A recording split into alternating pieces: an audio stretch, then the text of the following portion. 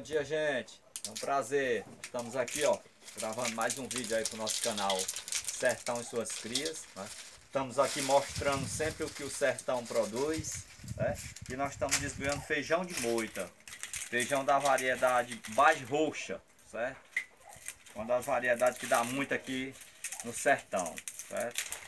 E nosso canal, nós sempre estamos mostrando aí o que o sertão produz, certo?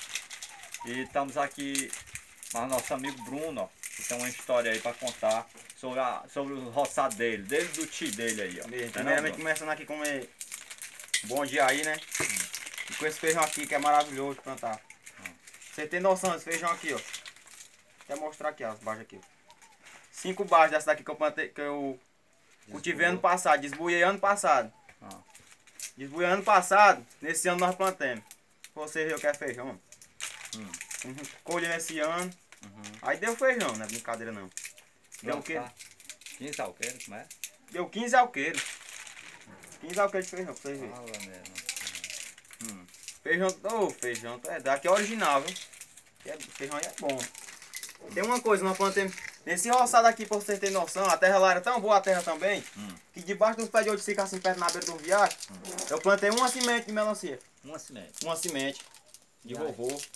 E aí? Vovô tinha deixado de herança. Oxe, Ô terra boa. mas rapaz, a terra lá era boa demais e o pé de melancia também ajuda, né?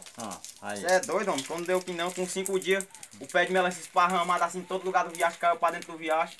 Tava subindo, era na oiticica. As melancias. Com 7 dias, você vê o tamanho das melancias, homem. Pendurado assim em cima das oiticica. Ora, lá virou, foi ponto turístico. Ponto turístico. Ora, mas rapaz. Olha. Tinha pessoal de outro lugar. Um dia lá chegou um casal de índio tirando foto lá. Debaixo do Casal pé de índio. Casal de índio. Ora, mas rapaz, tudo tirando foto, tudo tirando pai. foto. Debaixo dos pés de melancia. Fica admirado demais com a Ora, sua mas história. rapaz.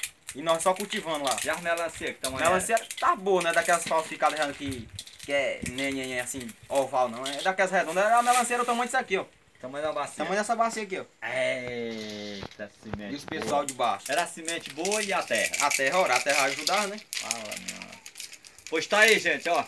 Se inscreva no nosso canal aí, para que você veja essa história e muitas outras. E muitas produções E aí que deixa o o feijão like. produz. Deixa o like, bota pra aplaudir aí.